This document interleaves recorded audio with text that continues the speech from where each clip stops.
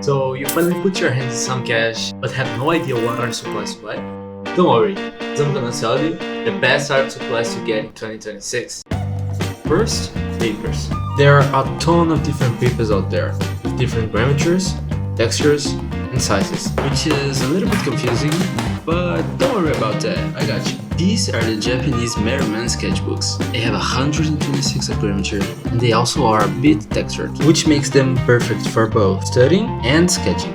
And they are the ones you see in anime as well. I also happen to have this Canson one. It says here it's made for colored pencils and markers, but I don't believe in that.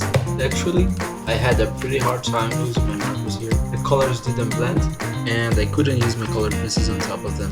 Now let's go for the papers. My favorites are the Strathmore marker paper. They are super smooth, which makes them perfect for colored pencils and markers.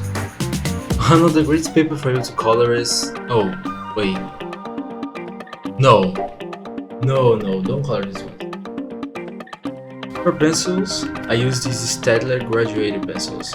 I've been using them for the past 2 years, and I love the feeling of shading with them. And a cheaper option would be the Faber-Castell ones.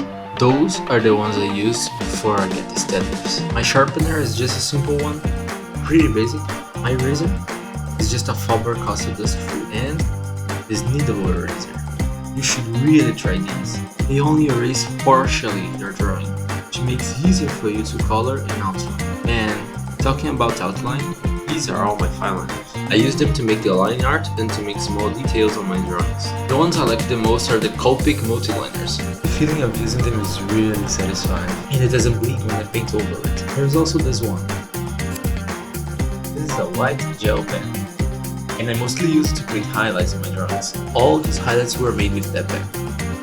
Now, let's come to my favorite part of this video.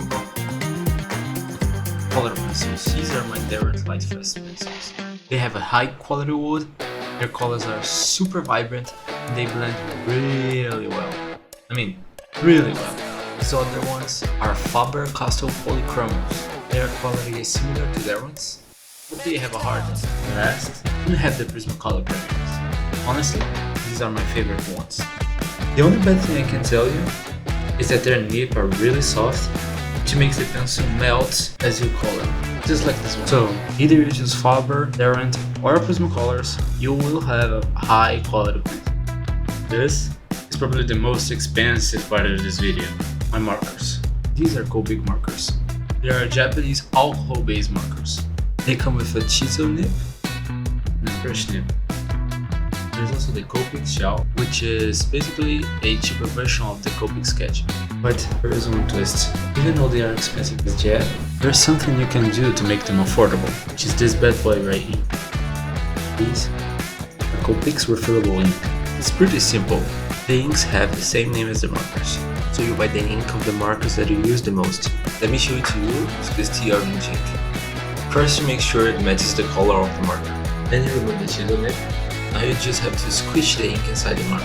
And now you have a fully recharged marker, and you can recharge your marker 6 more times. A cheaper alternative for the Copics would be the Oulu Honolulu markers. They are also alcohol-based markers, and they also have the brush nib.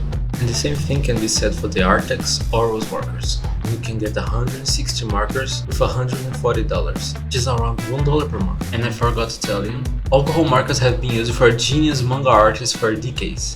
So I really recommend them to you. So thank you so much for watching to the end. Please like and happy video, and also consider subscribing. This would help me a lot. Thank God for another year, and bye.